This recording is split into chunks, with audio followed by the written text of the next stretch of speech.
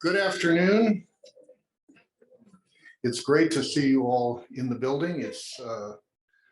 I'm Roland Green, director of the Stanford Humanities Center, and all of us who work here and all of the fellows are really glad to see you joining us for the first event of 2023. Especially for us, it's a pleasure finally to be able to welcome Professor Lerone Martin to join us for this 1891 lecture in the Humanities series. As some of you know, we conceived the series in early 2020, just before the pandemic began, as one of several others, including a series called All This Rising, the Humanities in the Next 10 Years, which features emerging figures in the humanities, How Change Comes, Knowledge and Justice, involving scholars whose research is complemented by a often institutional commitment to social justice. Digital Horizons, series we co-sponsor with our partner, the Center for Spatial and Textual Analysis, CESTA, and Inside the Center, an online-only series which welcomes former fellows back to discuss their current work. This series, the so-called 1891 series, was envisioned as informal events to welcome new senior humanities faculty to our community. Some of us who came to Stanford as senior faculty noticed that it took several years to meet people and to have one's interests recognized around campus. And we thought, why not accelerate that process and give us all an occasion to gather as humanities scholars once per quarter, and especially to gather around ideas and not around campus politics or a crisis or a budget cut or something of that sort. We thought, let's have a good reason once a quarter to get together and celebrate a new member of the community. The title of the series alludes to the year that the university was founded, when 35 scholars gathered to form a community in a new university. And what we like to think is, in that spirit, we come together in 2023, also as an intellectual community to renew ourselves. No doubt many of you know this, but for those of you who may not have been in the building recently, our public spaces are now all ready for broadcast with video cameras and microphones. And from now on, most of our events, the lectures here in Leventhal Hall, but also the workshops in the boardroom across the hall and in the Baker room right through there, will be available online to the audiences we assembled during the pandemic. The only events that we don't envision as hybrid are the ones in this series, because this is an occasion for strengthening the ties in our local community and gathering people together around not only ideas, but food and wine. But we will be recording this event, and we make it available in the coming days to people that couldn't attend. And that prompts me to remind you that there will be an opportunity for Q&A after the talk, and I hope you will stay for the reception. Those of you that were with us in the fall, especially this year's fellows, have experienced the outdoor version of our reception. Today we do the indoor version of the reception because of the weather. And now I'd like to extend a warm, slightly belated welcome to Lerone Martin, who joined Stanford in January 2022.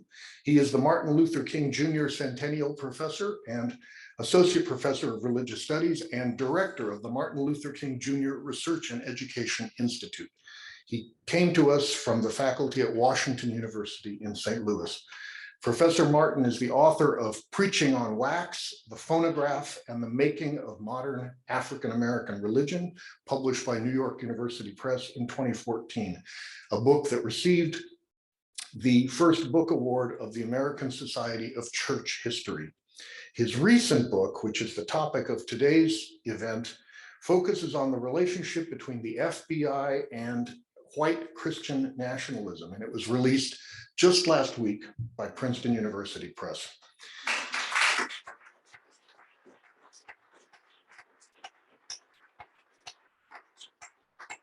Professor Martin is co-director of a $1 million grant from the Henry Luce Foundation to fund the Crossroads Project, a 4-year multi-institution project to advance public understanding of the history, politics, and cultures of African-American religions. And of course, in support of his own research, he's received a variety of impressive grants from the NEH, the ACLS, Teagle, and so forth. His commentary and writing are all over the place, and we're delighted that he's now part of our community.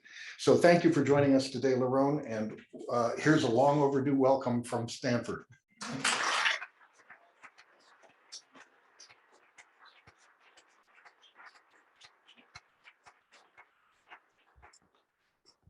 Thank you for that wonderful introduction, and thank you for having me back. We tried to schedule this some time ago and it was under the weather, and so I'm really thankful for the opportunity to be back here. So what I'll do is just walk through the major claims of the book, and then we can have a time for question and answer. I really want to thank all my colleagues from religious studies for coming out and supporting me, and the folks from across the university who I've met in various different departments. And truly this this gathering really does show Stanford's just kindness and welcoming new faculty. So I want to thank you, and to all my colleagues as well for coming.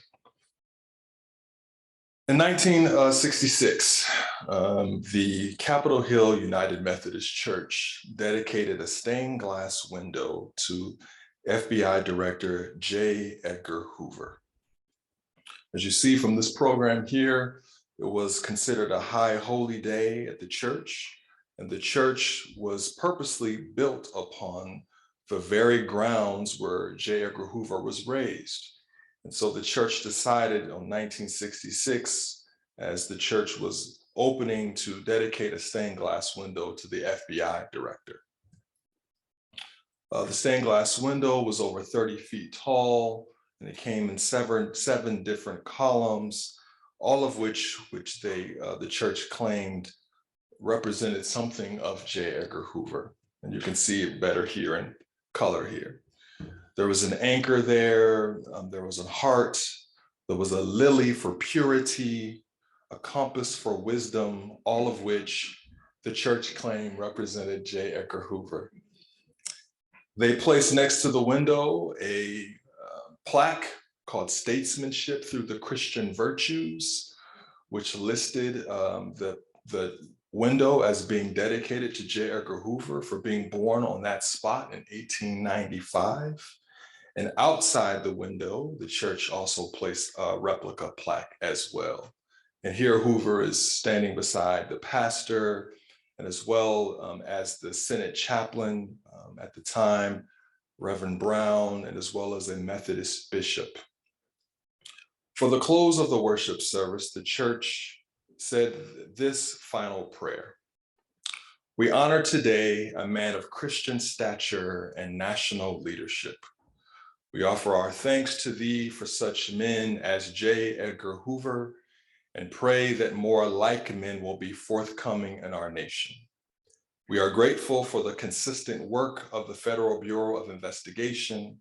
Under his leadership, through their direction, make us citizens who honor God." So I start with this because it got me thinking about why a church such as this, an evangelical church, would honor J. Edgar Hoover, who himself was not an evangelical. Or why would a church like this honor someone as a symbol of purity when he was known to have a domestic partnership with a man, something the church at the time did not stand for? And this is a list of questions that got me along this path. I started on this path based on an important moment in St. Louis at my own former institution at Washington University in St. Louis. In the summer of 2014, Michael Brown, as many of you recall, was killed. And as the city was simmering and waiting for the decision of the grand jury, I stumbled upon a group of ministers who had told me that the FBI had reached out to them prior to the announcement of the grand jury decision not to charge Officer Darren Wilson. And the minister shared with me that the FBI had reached out to them and asked, "What are you going to do to help us to make sure that this city doesn't explode?" And so that's what really got me thinking, how long has the FBI been reaching out to pastors for assistance? I had planned on writing a book about religious radio to follow up with a phonograph. And I had coffee with a colleague of mine who wrote a book on the FBI surveillance of African-American writers. And he told me, you know, you might want to check on some of these radio preachers. Maybe they have FBI files as well. So I began making Freedom of Information Act requests, seeking FBI files on ministers of all kinds. And then Billy Graham passed away. And so I realized that the Freedom of Information Act no longer was what enabled me to get access to textual documents related to Billy Graham since he had passed away. And so I filed a Freedom of Information Act for Billy Graham, like I had done for countless other ministers. And the FBI took 2 months to respond. The statute says they have 20 working days. They took 2 months. And finally, when I got the letter back, it simply said, we don't know if we have anything. If we do, we'll let you know at some point. And so I just let it go, as my father would say, what are you going to do? It's the federal government, And I just happened to be talking to an attorney, Villanova, Tuan Samahan. And we were chatting about what we were working on. And I shared with him what I was working on. And like a good lawyer, he said, you should totally sue. And I thought, again, thinking of my father's voice in my head, sue the federal government, But he told me he would take my case pro bono for the court filing fee. So naturally, I went to the provost of the university and asked if I could use my research account to pay for the court filing fee. And he said, let me get back to you. And he said, well, actually, our faculty handbook actually doesn't have anything of this nature. So sure, go ahead. So we filed a lawsuit against the Department of Justice for FBI files on Billy Graham. And that was a series of back and forth. Eventually, the district court in DC ordered the FBI to release to me a series of documents related to Billy Graham. But most of what I received was detailed information about Billy Graham's death threats, his whereabouts, but nothing of a smoking gun, so to speak. So I decided then to make FBI Freedom of Information Act request about Billy Graham's world, those around him, the organizations around him, Christianity Today, National Religious Broadcasters, National Association of Evangelicals, and so forth and so on. And that's what brought this book. And I discovered the stained glass window, and it all really came together. So I want to share with you the 3 major claims that I make in the book, and then we can go from there. So the first claim of the book is that J. Edgar Hoover made white Christian nationalism a bedrock of the modern national security state. This is a picture of J. Edgar Hoover as a young man. He was born in Washington, D.C., January 1st, 1895, and he died May 2nd, 1972, all in D.C. And J. Edgar Hoover was a very avid Sunday school teacher. And he even taught Sunday school in this uniform. He was that committed. He felt that there was something important about dressing up as a soldier to teach Sunday school.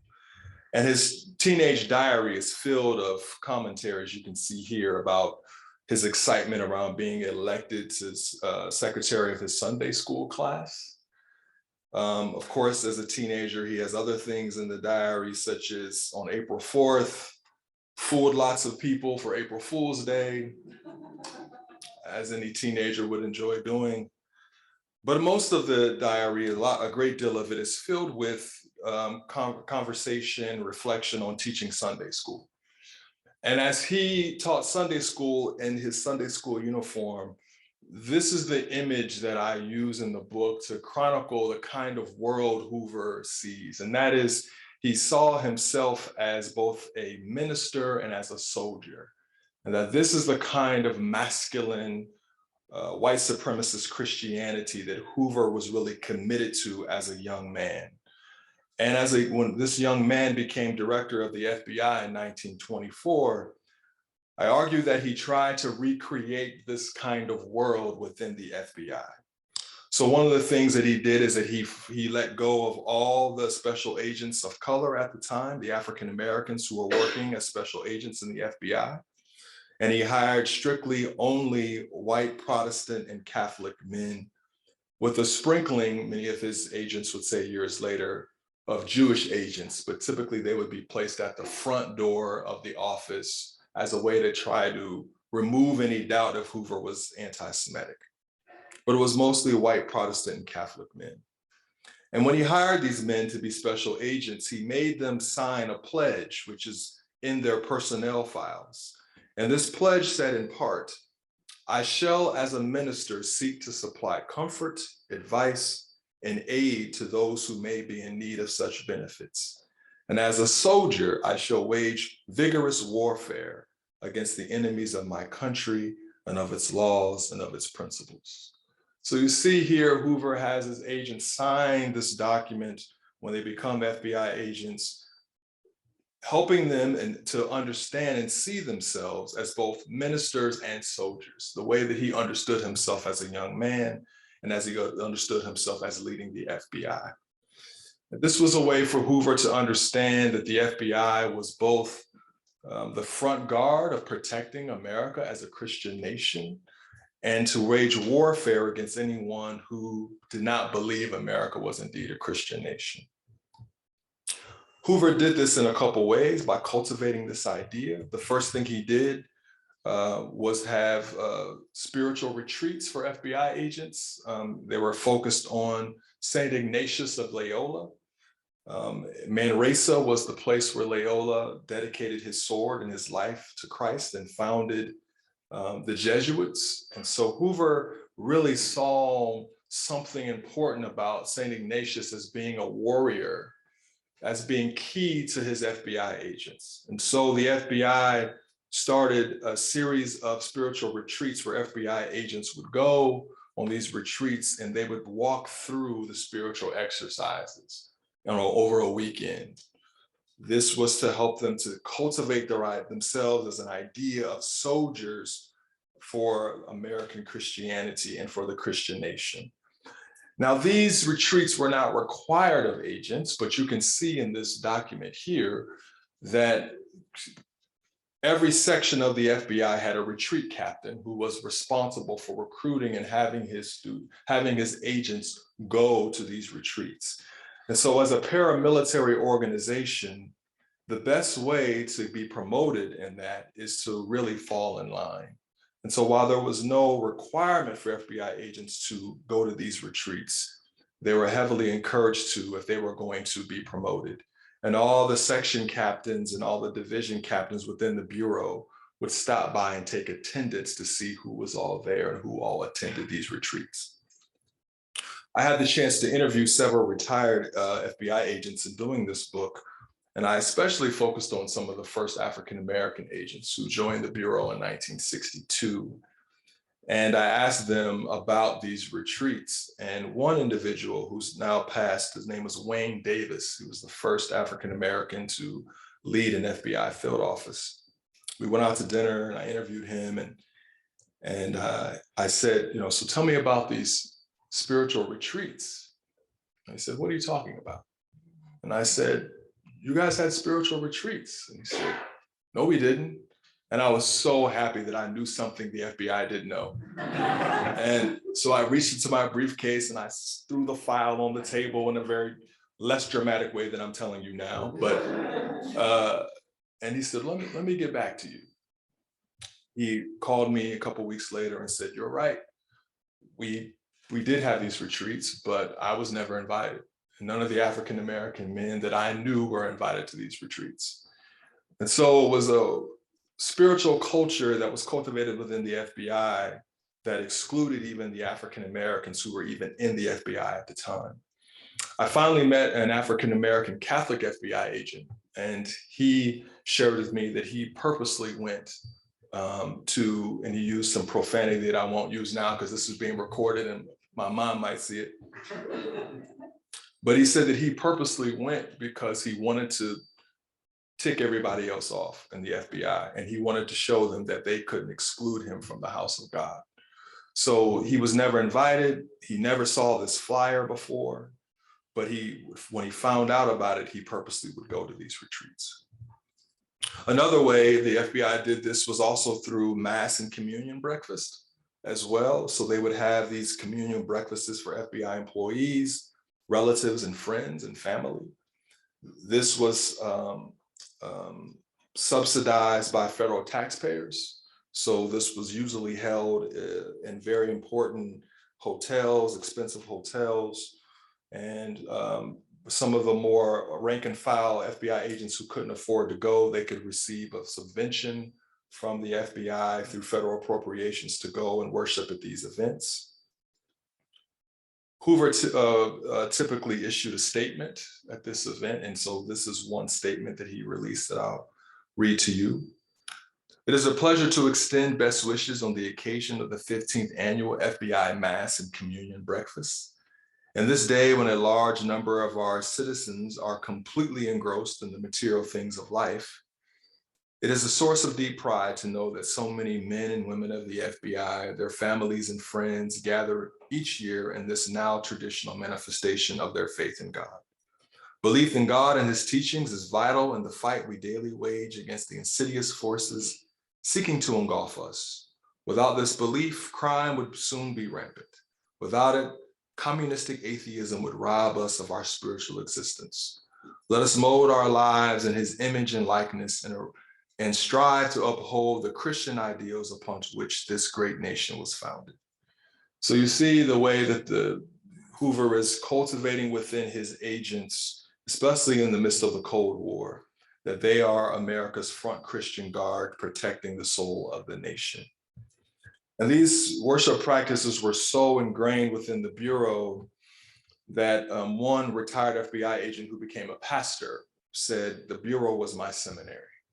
So you get a sense in which how FBI agents are seeing themselves being cultivated. He later retired and became a pastor. So that's claim number one. Claim number two, Hoover and white evangelicals partnered to authenticate and materially support white Christian nationalism. Hoover had a section of the FBI called the Crime Records Division, which was essentially his ghostwriting PR section of the FBI. And one of the most prominent individuals in that was a man by the name of Special Agent Fern Stukenbroker, who had a PhD from none else than Washington University in St. Louis, where I was able to go find his dissertation. He was a history PhD focused on European history. After he finished his PhD at Washington University, he decided he wanted to join the FBI. He was short, balding, as you can see here. And in all his personnel file, when he's being evaluated to be an FBI agent, all of the men say he doesn't have a great physical appearance. They all say that, which is interesting about how they wanted FBI agents to look.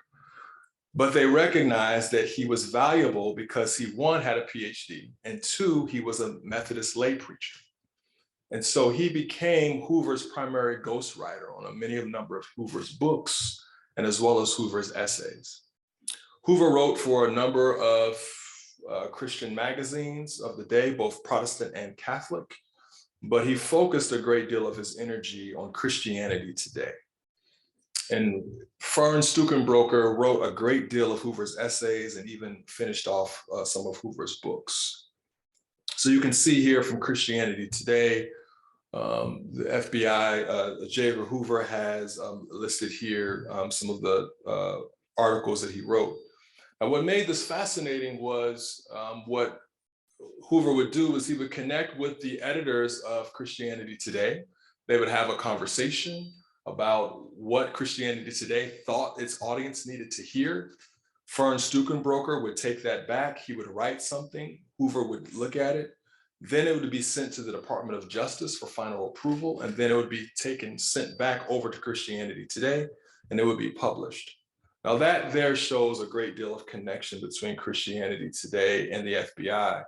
But even more so is that the FBI began sending out these essays under the stamp and approval of the Federal Bureau of Investigation. So you see here, this is one of Hoover's essays. It's sent out to all of FBI field offices, all police officers who had trained at the FBI Academy. And you see at the bottom there, it says reprinted from Christianity Today. But at the top, it has the United States Department of Justice Federal Bureau of Investigation.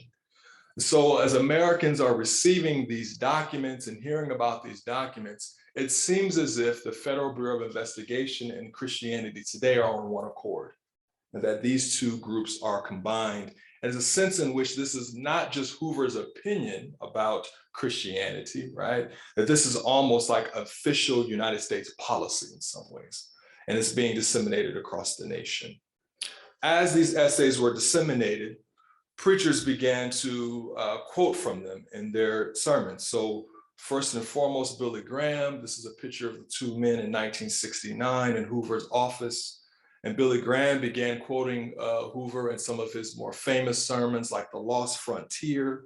He did so at the Presidential Prayer Breakfast, which has been in the news a great deal, and also on the Hour of Decision radio show and television show.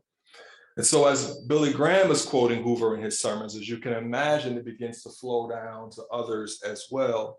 So here's just a sampling of things I found in the FBI file. This is from a preacher in suburban Atlanta. Yesterday morning, I preached on guidelines for a civilization in peril from your essay in Christianity Today. So that's a Baptist minister who's writing to the FBI, boasting about preaching and repeating Hoover's sermons. And so Hoover then becomes the ghostwriter of countless evangelical sermons across the country. Here's another one from a parishioner in California. Our minister always uses a scriptural text, but this Sunday he used Mr. Hoover's article instead. It was an excellent sermon. America should be deeply grateful for a man with such insight and high Christian ideals. So Hoover is now ghostwriting a good deal of sermons across the country, collaborating with evangelicals in this regard to put forth a particular version of religion and politics, namely a Christian nationalism that focuses on certain ideas of American society being racialized and classed. The final claim is part 3 of the book, Policing Faith. Hoover and his FBI were adjudicators of evangelical identity and true faith and allegiance. What begins to happen as Hoover becomes more and more popular as a Christian leader in America is Americans actually start writing the FBI asking for religious advice. I know this seems strange. Most of us cannot imagine writing FBI Director Christopher Wray and asking Christopher Wray for advice on our lives, but Americans at this time did so. So here's a couple examples. This is from a woman who wrote to the FBI pleading for his help. She said, Goldwater, Billy Graham, and everybody or group that wishes to runs a daily column in newspapers nowadays. Christians are getting to the point where they fight amongst themselves so much, it's sometimes difficult to know who to believe. There just isn't anyone all different church groups would believe, as well as Republicans or Democrats, except for the FBI. I don't believe some folks will believe anything unless it's from the FBI. So as I made these requests for Christianity Today FBI file, which was over 1,000 pages, it was just filled with letters like this of people writing to the FBI, pleading with Hoover to be the adjudicator and to be almost like a bishop and to make decisive decisions about what was the proper relationship between religion and politics. Here's a young man, a teenager, who wrote to the FBI as well. I would like any information on the 2 religious or evangelistic associations. One is the Billy Graham Evangelistic Association, and the other is the Oral Roberts Crusade. I've heard things about both groups from what I've read about you, Mr. Hoover. You are a very religious man. I'm a teenager of 18. I would like any information on these groups, and your opinion of them would be appreciated. So you see young adults, old alike, are all writing to the FBI seeking for a proper relationship of their religion and politics. Ordinarily, what Hoover would do, he would avoid getting himself into hot water. So he would not officially endorse any particular group. So he wouldn't say, go to Billy Graham's church or go to this church. But what he would do is say, we are an investigative institution. We don't offer any advice of this nature, but here are some of my writings in Christianity today. So it was a very stealth, smooth way to avoid answering questions directly.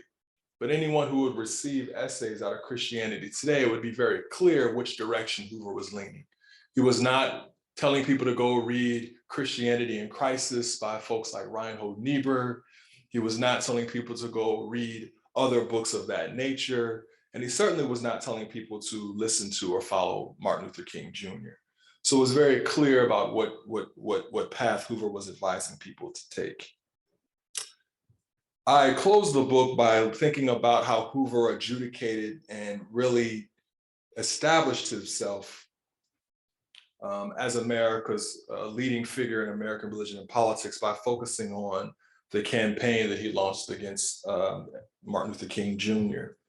So many of you are familiar with this. The campaign can be outlined in a couple of ways. Beginning in 1962, the FBI became concerned with whether or not Reverend King was a communist because of folks he had in his inner circle, namely Stanley Levinson, who was a Jewish attorney who did a wonderful job of helping to write some of King's books and edit some of them with Martin King, and Jack O'Dell, two individuals who advised him, who had murky connections to the Communist Party.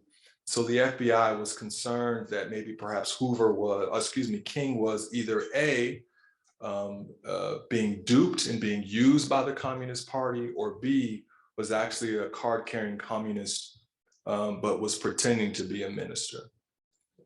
When the FBI did a full-scale investigation about communist infiltration in the Negro movement, the FBI discovered that the communists had not infiltrated the civil rights movement. But Hoover was not satisfied with that. And so they continued with a campaign looking at King's personal life, where they tried to get evidence arguing that Martin Luther King Jr. could not be a Christian, but was immoral. And so they focused on his personal life. And many of you know they bugged his hotel rooms. They bugged phones of folks that he was friends with. Clarence Jones, who was King's personal attorney for the majority of King's public life, lives here in the area. He came to lecture to one of my classes, thankfully. And he shared with us that two things, because of this pressure of the FBI on King. The first was that he said he came home one day and his wife said, I didn't know you called the phone company and told them to come and replace our phone receiver. And he said, I didn't. And she said, well, sure you did. They came and said that you had told them to be here. And she said, honey, I didn't tell them to do that. And the second thing he said was there was a point in time, because of this pressure on Martin King, that King was depressed, he was overeating, he was drinking too much, smoking too much, dealing with all the press and the stress. And King's physician said that Martin King should go see a therapist, that he needed to see therapy. And Clarence Jones said that they all said absolutely not, because they were terrified the FBI would get the notes from the therapy session and then try to leak them to the public to try to say that Martin King was mentally unstable. So Clarence Jones shared those stories with us. And finally, of course, the FBI was concerned about King's political actions. And they were trying to figure out if King was thinking about running for president, if he was thinking of what he was thinking about doing. And of course, when he came out against the Vietnam War explicitly in 1967, the FBI felt like they had all the evidence they needed that King was probably against the nation. One of the most notorious FBI documents about Martin King, you can see here at the bottom. This is shortly after the March on Washington in 1963. As previously stated, we are in complete agreement with the director that communist influence is being exerted on Martin Luther King Jr. and that King is the strongest of the Negro leaders. As we have stated before in a memorandum, we regard Martin Luther King to be the most dangerous and effective Negro leader in the country. So the FBI had made their decision, despite evidence, lacking evidence of communist infiltration, that King was dangerous, and they went after him.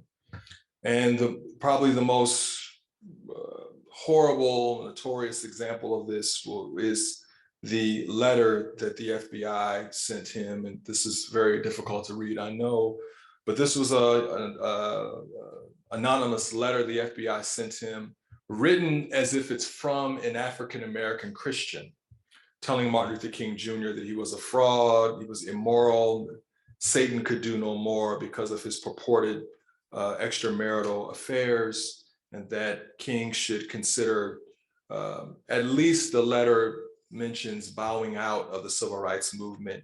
King believed that it was a letter encouraging him to commit suicide. And I think this is important for a couple of reasons. One is this is the Federal Bureau of Investigation, right? Attacking an American citizen. But also King, as a young man, reportedly at the death of his grandmother, had reportedly attempted self-harm as a young man and jumping off the roof of his house. And that was made public in Time magazine when he was Man of the Year. So I think this letter is particularly pernicious because it's known that as a young man, he engaged in self-harm. And I think for the FBI to send this letter to him, I think is really a psychic attack upon someone who has struggled with harm. What I was able to discover that in the midst of all this clandestine activity the FBI was doing, that they drafted an African-American minister to help to authenticate their claims. So this is Elder Lightfoot Solomon Mashaw. He was probably the first preacher, black or white, in America to have his own television show. He had his own TV show in 1947. He was on CBS radio competing with Charles Fuller and others for American ears on the radio. He was a conservative holiness preacher, and he was an anti-communist. And the Bureau drafted him to take some of their information about Martin Luther King Jr. and launder it and put it into his sermons as a way to help to coordinate this attack, both secretly against Martin Luther King Jr., but also publicly to make King look like he was a fraud. And so he preached sermons about some of King's protests, including the protests in Selma against it, saying it was communist inspired. He also wrote King a public letter telling Martin Luther King Jr. he needed to apologize for anything bad he had ever said about the FBI, and so forth and so on. And this coordinated campaign worked. Harris and Associates released a poll in 1965 in the Washington Post asking Americans, do you sympathize more with J. Edgar Hoover or Reverend Martin Luther King Jr.? In February of 65, 50% of the nation said they sided with J. Edgar Hoover.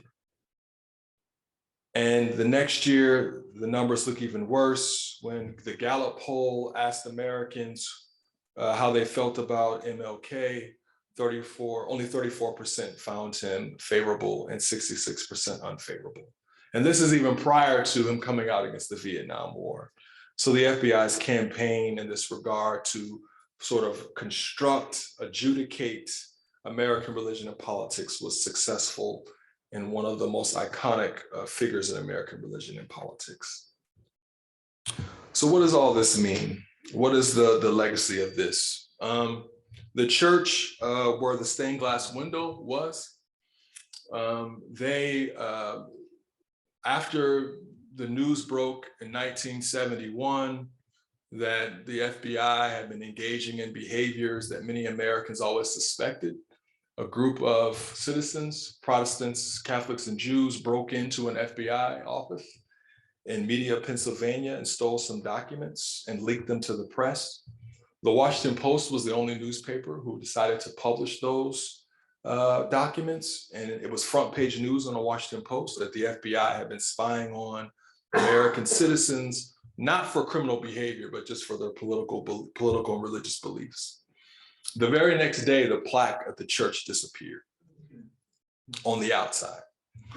The FBI file for the church shows that Hoover ordered agents to go to investigate what happened to my plaque.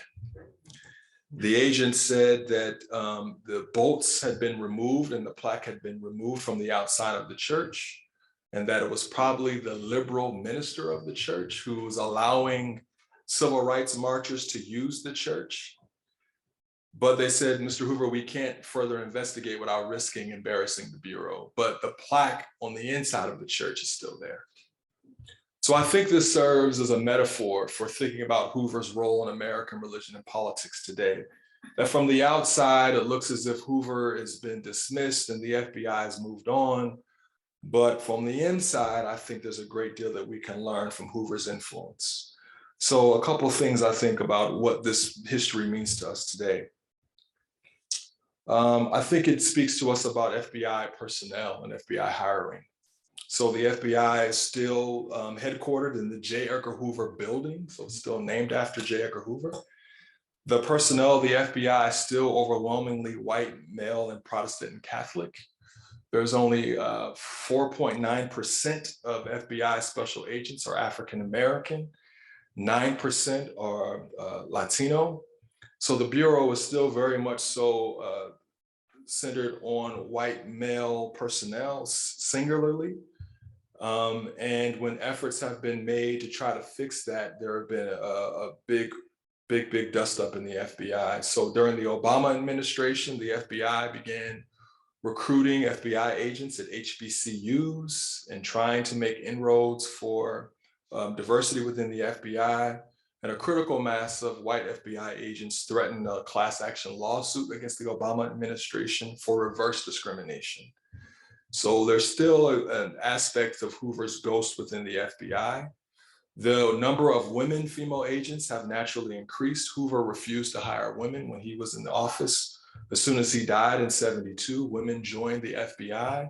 But the first two women who joined, one was a former nun and one was a former Marine. So the idea of the soldier and minister motif was still there. There was a FBI recruiter in the early 2000s who was making the rounds at evangelical worship assemblies, recruiting FBI agents, saying that they needed people who had faith in God in order to be FBI agents. So there's still this aspect of Hoover, I think, that's within the FBI personnel and it's still being shaped. I think secondly, I would say that this history helps us to understand FBI investigative priorities. I think the FBI still very much so struggles with policing white Christian nationalism in this country. I think the Bureau has gotten better, but I think it still struggles. We all know the crackdown that came down against nonviolent protesters during Black Lives Matter movement versus how we've seen white Christian nationalism has been policed. The FBI invented a term called Black identity extremist for African Americans who, through their religious institutions and religious orientation, were protesting for, quote, perceived discrimination. But the FBI has not had a similar effort, it seems, until perhaps after January 6th, and we'll have to see, as it relates to white Christian nationalism. But instead of seeing a network, often we saw the FBI deeming white Christian nationalist violence as lone wolves, as opposed to more of a collective movement of white Christian nationalism. So I think Hoover's ghost and his legacy is still there as it relates to FBI investigative priorities. And I'm happy to talk about the right's attack on the FBI during the Q&A. I think speaks a great deal about evangelical politics today. I think evangelicals have often argued that their movement has been hijacked by questions around abortion or same-sex marriage, and that at its core, the modern evangelical movement has not been racist, but has been hijacked by other folks. I think this history calls that into question, that at the very beginning, the building of the modern evangelical movement in this country with Billy Graham and others involved the FBI and involved the racist practices of the FBI. So I think it calls into question how we pinpoint white evangelical religion and politics. And finally, I would say, I think this speaks to the parish, and I know that this doesn't include all religious communities, but I went with parish because it has a P, and I was raised at a Baptist church where you try to have alliteration with your points. But I think it speaks a great deal to religious communities, Protestant, Catholic, the Jew, Islamic, and others, because it speaks to a history about how these faith communities can engage in ethical reflection about how they might choose to engage with federal law enforcement. There's no question that our religious communities will probably encounter law enforcement because of issues of immigration and other issues related to the law. And I think that having a history like this, I think, can be a great deal of help to religious professionals who are seeking to figure out a way to remain faithful to their religious communities and not violating them and feeling as if they have to give over information necessarily to the FBI and be weary perhaps, or at least be informed if they decide to partner with federal law enforcement. One example I'll share with you as it relates to that is Reverend Tracy Blackman. Some of you may know that name, was a really important figure during the Ferguson protests in St. Louis and had gained the trust of a number of local activists. And she told me the FBI had approached her about getting in touch with some of these young activists. And they asked Tracy for her help, and she refused. And they said to her, well, look, this is all you got to do. Just call a meeting for prayer, for worship, for these young activists, and just let us know when you're going to have it, and we'll just show up. And that way you don't have to be liable, and we can show up and kind of figure out, just talk to people. And Tracy refused to do that. And I think that's the kind of ethical reflection I think is key for religious professionals to think about, partnering with law enforcement and folks who may find themselves being very vulnerable. And Tracy testified to the fact that federal law enforcement is still trying these tactics in terms of trying to engage with faith communities. So that is the gospel of J. Edgar Hoover. I hope that you've enjoyed it, and I look forward to a time of question and answer. Thanks.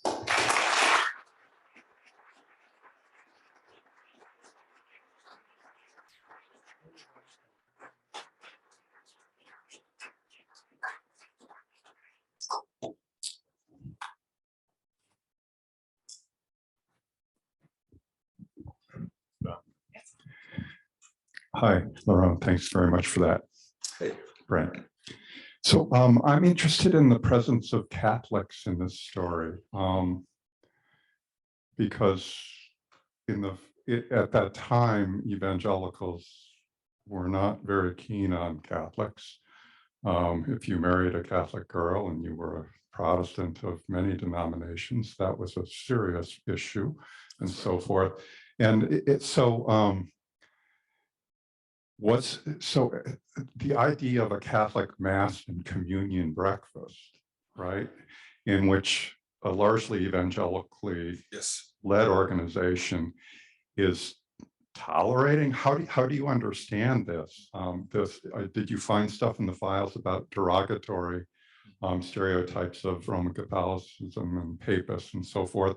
Or was this part of a sort of Protestant Catholic Jew ideology that Will Herberg, the Jewish conservative intellectual and writer for the National Review in the 1950s, helped sort of smooth over this sort of idea that if you have an enemy like communism, you can have this sort of small ecumenicism going on in the United States at the time. What's going on with Catholicism in your story? Thank you. And that's my great colleague there. That is actually Hoover's perspective that Hortberg would later write about. Hoover's attitude was, and he gave a speech in 1939 that said, the greatest force in this country against communism is the Catholic Church. And he said, and I say that as a Protestant. He said this speech in 1939. And Hoover was arguing that Catholics had kept God at the center of their educational institutions, whereas the Protestants, he felt, were not doing that appropriately. And so Hoover found Catholics to be radically anti-communist in a way that he felt was sufficient, the way that he felt the Protestant mainline was slipping away from, and all, especially the National Council of Churches, federal council at the time. So Hoover is committed to Catholics who are anti-communist. Now, there are many people who do start levying these criticisms against Hoover. There are magazines that start saying, is J. Edgar Hoover a Catholic? Are the Catholics taking over the FBI? And Hoover is very upset about this and goes out of his way to say, we don't keep track of the religious affiliation of special agents. Is what he would say, but of course they did. But he pushes back on that. And for Hoover, he sees this as, we're fighting this giant monster of communism. We don't have time to bicker amongst ourselves between Protestants and Catholics. And so I really think what we could see in this FBI, in the FBI, is a precursor to a kind of evangelical and Catholic alliance for conservative politics that we often have thought about emerged around abortion in the 70s. I think in the FBI, we can see, similar to the military, a kind of precursor to this kind of interfaith ecumenicalism that comes together on the side of conservative politics.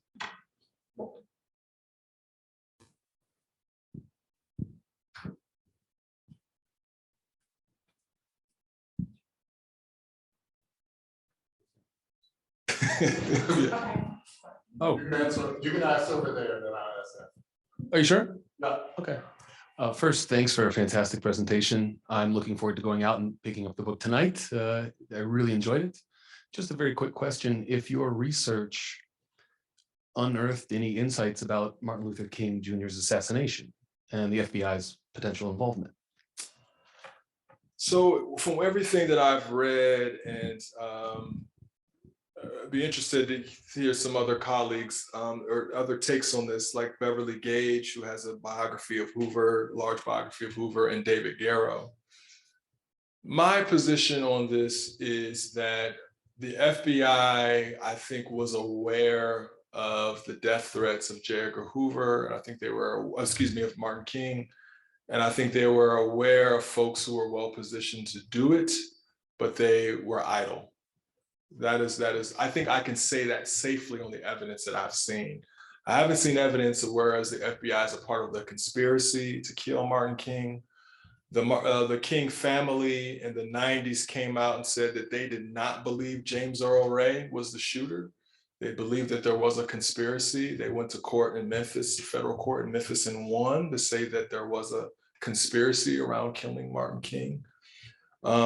Whether or not the FBI was involved in that, I don't know, but I do know that the FBI would have been aware of all the death threats, but they never bothered to inform him of this. King and Andrew Young and all the civil rights lieutenants, Dorothy Cotton and others would tell the FBI, look, if there are communists among us, let us know so we can get rid of them. And they would even go to the FBI offices and headquarters and say, we're going to Selma. We're going to march. This is what we're going to do. Could you look out for us, or could you provide any protection? And the FBI would constantly say no. And so I think that the Bureau was aware a great deal of all of King's activities and his travels, but they just refused to do anything. One example I'll share with you is a new biography of Malcolm X, The Dead Are Arising. The author points out in an FBI file where Elijah Muhammad tells Malcolm X to go to Georgia and meet with the Klan about land. The Klan says, look, we don't want you guys here. You don't want to be here. Let's work something out. So they go and talk about land. Malcolm wants to go there and debate them. Elijah Muhammad says no. At the end of the meeting, there's an FBI informant there in the Klan. And the Klan says, okay, now that we've got all that settled, Malcolm, we want you to tell us where Martin Luther King Jr. lives, his travels, his whereabouts, if he has any bodyguards. And Malcolm says, well, why would I do that? And they say, well, because you don't like him. And Malcolm says, well, look, I may not like him, but I'm not going to enact violence upon another African-American man. And they tell him, don't worry about it. We'll handle all that. Just give us what you know about Martin King. So there's an FBI informant present who tells this, and it's in the FBI file. So they were aware of specific people, specific plans to assassinate him, but did nothing to stop it. And of course, that's not the policy they took as it relates to other American citizens, but even thinking about Billy Graham. Thank you for that. But thank you for that. That was great. And I was just wondering that given the ways that evangelicalism, white Christian nationalism has changed in the 50 years since J. Edgar's death, right? Can you speak to how the Bureau's relationship to these two have changed in that time? So I'll say that I think that it's the right in America that has changed more than the FBI. And this is why I say this. While Hoover was a racist, we know that, but Hoover could not stand the idea of any American citizen thinking they could take the law in their own hands. So while he was a white supremacist, he hated the Klan. He found them to be disgusting. He said in one report, he said they're trash. You can smell them before you can see them, right? He hated the Klan because he thought they thought they could take the law in their own hands. Hoover was very clear. Only person who could do that was law enforcement. I think so. He did some counterintelligence against the Klan. He sent letters about affairs, misappropriation of funds. He had informants. He flipped the FBI's chaplain, Reverend George Dorset, to be an informant in exchange for helping Reverend Dorset set up his own nonviolent Klan, right? So Hoover also had problems with the Klan. So I think what's happened is that the willingness to engage in violence on the political right, I think, and some would say the left, but I think definitely the political right as it relates to white Christian nationalism. I think that has become more a part of the established legitimate right. And I think the FBI has finally responded to that. Does that make sense? I feel like now that that's become an option, increasingly polls tell us Americans think that violence sometimes can be used to bring about one's political ends. I think the Bureau has finally caught up to that. I don't think the FBI has changed all that much. I think it has changed, but I think it's more along the lines of what's happening on the right as it relates to thinking about the use of violence. I think that's got the FBI alarmed.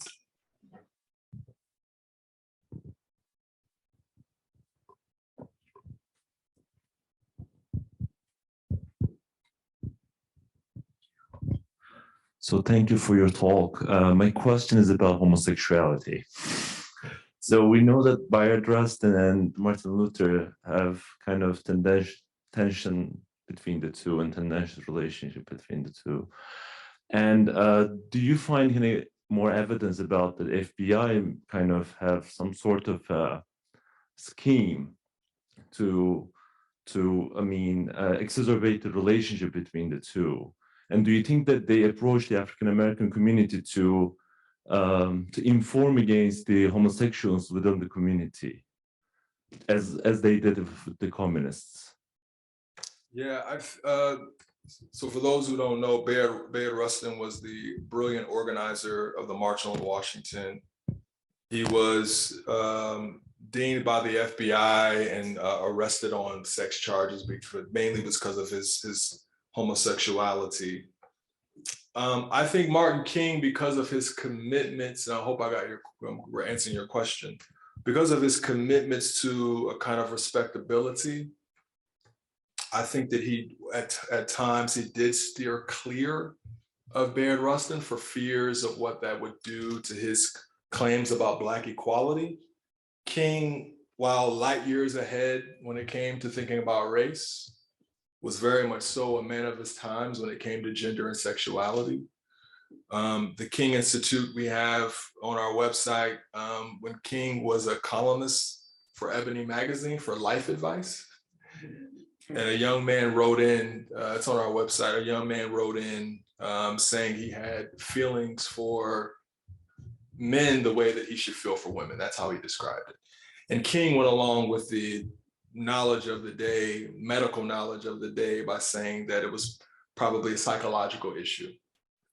So he was light years ahead in that, but really behind on race and gender in that regard, his thinking.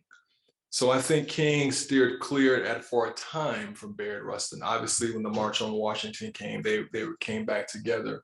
But King was very concerned in the late 50s, early 60s about his relationship to Bayard Rustin, even though Bayard Rustin had taught him a great deal about nonviolent protests beginning in Montgomery in 1956.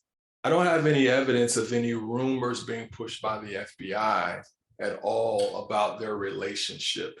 There were some politicians like Reverend Adam Clayton Powell and others who threatened to do so in order to get what they wanted in terms of stopping Martin Luther King Jr. from protesting the 1960 Democrat National Convention. So there was that kind of push to say, back off, or we're going to leak the fact that you and Bayard Rustin are having an affair. But I don't have any evidence that the FBI was involved in that. For more on that, there's a book called The FBI's War on Gays, which is a great treatment of how the FBI attacked the queer community in American life, which we all know is the great irony of this, right? Because Hoover was at least involved in a domestic partnership with his second in command, Clyde Tolson. And in my book, what I decided to do was not to try to figure out if they were ever sexually active. I think in some ways that's irrelevant. I just decided to be descriptive and just say, these two men had a domestic partnership. What they did behind closed doors is what they did behind closed doors. But the evidence is clear. They vacationed together, they ate breakfast together every day, they ate lunch together, they ate dinner together. They didn't live together, but they pretty much spent every moment together. In the archive, there are pictures of the two of them on the beach with their shirts off, relaxing, and never holding hands, but very close. And when Hoover died, the American flag was taken off of his coffin, folded up, and given to Clyde Tolson on national television. So it's pretty clear that they were in a domestic partnership. And so that's the whole irony of this, of Hoover and the FBI's attack on the queer community, given Hoover's own sexuality.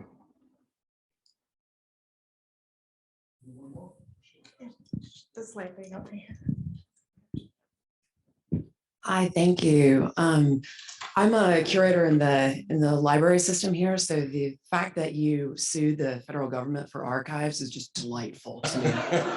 I can't even tell you.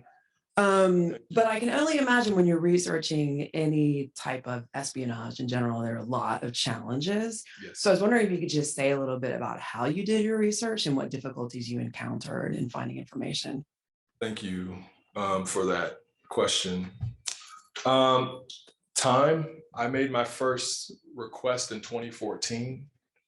And there was sometimes the request would say, you know, we have to screen this for security screening.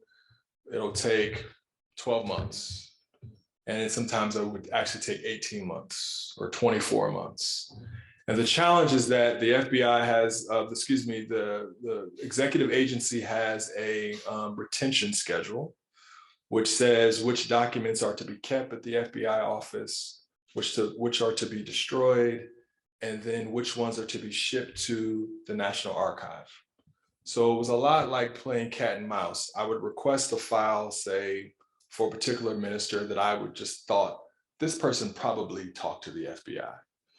The FBI would respond and say, yes, there's a file, but it's been sent to the National Archives. Here's the file number. So then I'd have to take that file number and then write to the National Archives and say, the FBI said that you have this document. Do you have it? And then they'd have to find it. And then they would say, yes, but we have to go through security clearance. And so it just took a lot of time to the point where I would have probably done more, but at some point I just decided this book I have to stop. The other thing I got was just, you know, you just don't know if they're being honest with you. The Freedom of Information Act only covers the executive branch agencies, not the legislative branch, not the judicial branch. So you just don't know if documents could be marked military intelligence or legislative records. And then they could literally say, we have no record of that. But that's because it's been sent to another branch of government. So that's a challenge. Just knowing if they're telling you the truth or not. And then finally, I would say just thinking about to be honest with you, my own, and my wife is here, she can testify to this, my own kind of paranoia. You know, I'll be like, is that car been following us, baby? She's like, it's a red light. They're supposed to be behind us. They're waiting on the light. So when I thought I was done with collecting all my records, I finally decided to do a Privacy Act request on myself to see if the FBI had anything on me. And they said they did not, which I couldn't decide if I was excited or disappointed.